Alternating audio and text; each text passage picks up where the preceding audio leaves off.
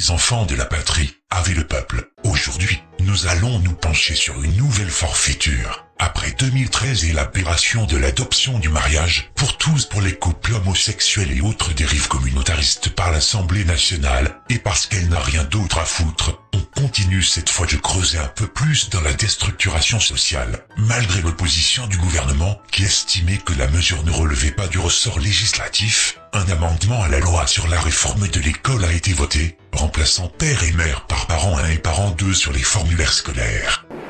C'est pas possible. En gros, l'Assemblée des parasites de la bien-pensance a adopté le 12 février dernier en première lecture un amendement qui consacre l'homoparentalité dans les formulaires scolaires, qui devront porter les mentions parent 1 et parent 2 et non plus père et mère, dans le cadre du projet de loi sur l'école de la confiance. Dis-moi, ce n'est pas vrai! Valérie Petit, députée La République En Marche, est à l'origine de ce texte aberrant, que cet amendement vise à ancrer dans la législation la diversité familiale des enfants dans les formulaires administratifs soumis à l'école. Elle a aussi rappelé que nombre de formulaires d'état civil, d'inscription à la cantine ou d'autorisation de sortie scolaire portent toujours les mentions père et mère, en ne tenant pas compte du vote de la loi pour le mariage pour tous et de l'existence de familles homoparentales. Donc, en clair, au lieu de faire plus simple et sans ambiguïté, c'est-à-dire simplement rajouter les mentions parent 1 et 2 pour les enfants de couple homo, ou mieux encore, préconiser de laisser le choix à chacun des deux parents de remplir une case où l'on peut cocher père ou mère, voire d'y adjoindre une troisième case pour les titulaires de l'autorité parentale. Une formule qui n'introduira pas de hiérarchie parentale et qui n'enlève aucun titre à personne. Eh bien non, on choisit de remplacer père et mère par les mots parents, point barre. Bah voyons, j'en étais sûr, andouille! On mettra parent 1 et parent 2, voilà, donc Okay. pour prendre en compte effectivement les couples homosexuels. Alors ça suscite des oppositions, les Républicains, le Rassemblement National dénonce cela, ça déconstruit l'équilibre de notre société, disaient par exemple les Républicains, et on a noté d'ailleurs lors de la discussion parlementaire, lors de la discussion à l'Assemblée Nationale, que le ministre de l'Éducation Jean-Michel Blanquer, il s'est pas mouillé, il était en désaccord avec l'amendement, parce que c'est les députés qui imposent ça au gouvernement. Je trouve Caroline, que pardon. c'est assez moche, une fois de plus ça fait partie du millefeuille administratif. Bon, alors pourquoi ne pas avoir mis dans ces cas-là responsable légal 1, responsable légal 2, sachant qu'il y a plusieurs schémas familiaux. Mais C'est-à-dire un que vous et être élevé par vos grands-parents, votre oncle, votre tante, un parrain, une marraine. Et quand il y a des familles recomposées, il y a bien des beaux-pères, des belles-mères. Donc, quelle importance de cocher mère, père et de mettre à côté qui représente quoi? Bon bah voilà, c'est rapide. Le plus important, c'est que on puisse vraiment avoir une école qui permet à tous les enfants de réussir et que les parents s'impliquent dans l'école. Les parents qui soient, quels que soient les parents, je dirais, ça n'a pas d'importance. Ce qui compte quand on est parents, c'est l'amour. Et puis, ce qui compte à l'école, c'est les chances de réussite. Ça me paraît tellement plus important. Il y a des choses formidables dans la loi que porte Jean-Michel Blanquer. Vous l'auriez voté cet amendement?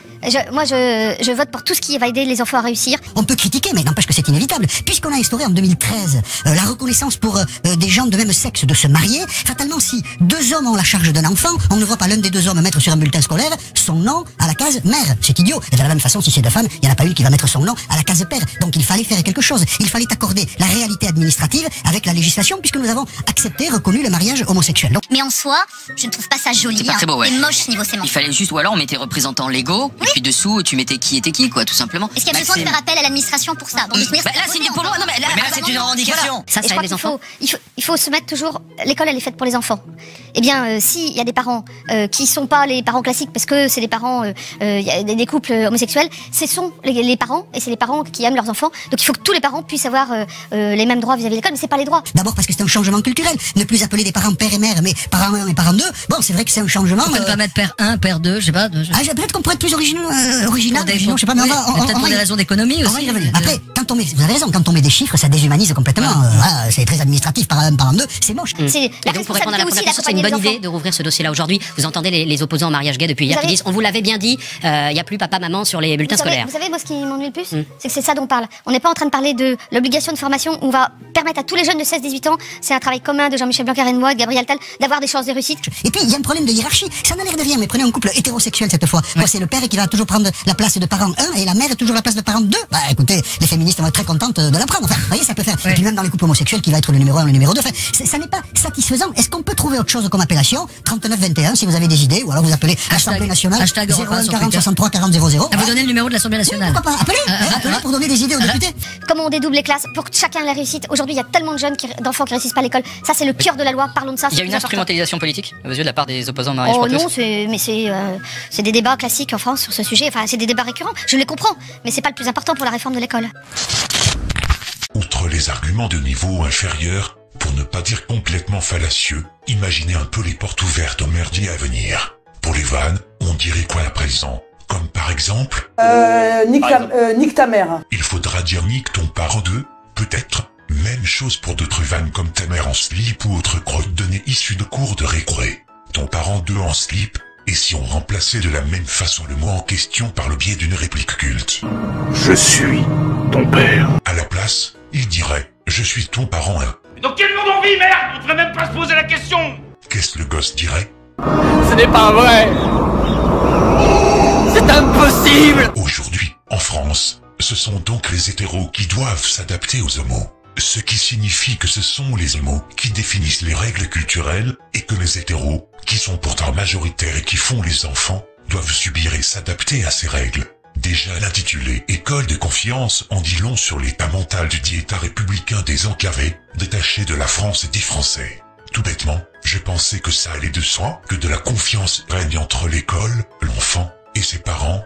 Alors confions-nous pas nos enfants, confier et confiance, ça va ensemble, non? Pourquoi alors une telle redondance de termes? Une surenchère? École et confiance, ça ne va pas de pair, comme de père et de mère. En quelque sorte, une complétude de son papa et de sa maman qui me confie à une école maternelle, primaire et secondaire, un prolongement éducatif de la maison.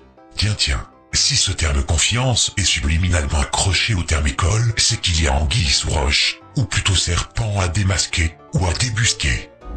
Donc, comme on dit chez nous, il y a une couille dans le pâté. Comme tout est inversé, mensonge, faux semblant et traîtrise, en réalité, tout ceci veut dire qu'il ne faut donner en réalité plus aucune confiance à l'école, donc, à toute l'éducation nationale, entreprise de déséducation antinationale. En clair, en grammaire inverse, école égale méfiance. C'est clair? Maintenant, si on observe les pseudo-arguments d'essais inférieurs de la pensée et du raisonnement, tels que celui de Jennifer de Tamerman par exemple. On a des familles qui se retrouvent face à des cases figées dans des modèles sociaux et familiaux un peu dépassés. Aujourd'hui, personne ne devrait se sentir exclu par des schémas. Ah oui. Pourquoi alors aligner toutes les familles sur le schéma parrain et parent 2, et qui est le numéro 1? Le numéro 2? Alors là, évidemment, c'est beaucoup plus embêtant. Que celles qui fonctionnent sur ce schéma d'avant-garde adoptent ces numéros, et on va rigoler. Ben oui, espèce de conne, la majorité des enfants ont un papa et une maman. Et si on a de la chance, on ne verra pas débarquer les hystéro-haineuses de Bignol, telles que le féminisme qui voudra broyer au scandale de savoir pourquoi le parent 1 ne serait pas la femme plutôt que l'homme. Perdez pas lourd. Cette cruche sans cervelle n'a pas beaucoup de considération pour les traditions culturelles, ainsi la retrouve-t-on aussi avec les anti-tauromachie, les anti-animaux dans les cirques, et maintenant les anti-familles dans les écoles. Si elle allait raconter à un psychologue pourquoi elle est pro ceci et cela, ça rendrait service à tout le monde. Elle fait partie de tous ces bons républicains qui voient le progrès comme une vengeance symbolique sur l'histoire. Si ça se trouve, elle lit même BHL ou Yann-Moins. Oh putain. Et puis, vous avez aussi la parole gauchiasse socialiste, qui vient bien évidemment en rajouter une couche, telle que Joachim Pueyo. Vous n'imaginez pas les conséquences lorsque des enfants ne se sentent pas traités comme les autres. Répète ça.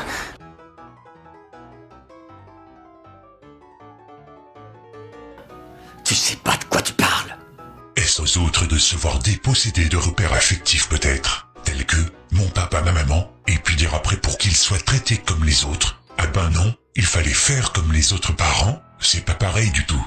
C'est la faute aux autres si on prive un enfant de son papa ou de sa maman peut-être. Ensuite le retour du réel, ça va être comment pour ces enfants de connaître leur histoire, donc de retrouver leur père biologique ou leur mère porteuse, et si problème de santé il y a, ils auront 2 fois moins de chance face à la génétique, n'est-ce pas? Mais ça, bien sûr, des mecs comme toi, ça peut pas comprendre. On est vraiment dans la schizophrénie en marche, y a pas à dire. Ça, tu l'as dit. Prochaine étape, ce sera quoi? suppression de sexe masculin et sexe féminin pour les enfants, ainsi que fils de et filles de. Au fond, cette revendication démontre que les hommes parents n'assument pas réellement leur transgression du schéma archétypal fondateur de l'humanité. Tout ceci vise une entreprise de dépossession à terme des enfants de leur famille, afin que le lien soit très tôt coupé au profit de qui d'ailleurs? Que les parents raturent les mentions parrain et parent d'eux et les remplacent par père et mère, y compris en accolant ces deux termes à côté de chaque signature. Il conviendra aussi de le faire pour les nouveaux livrets de famille. Tout va bien dans le meilleur des mondes, d'autres déclarations suivront. À très bientôt.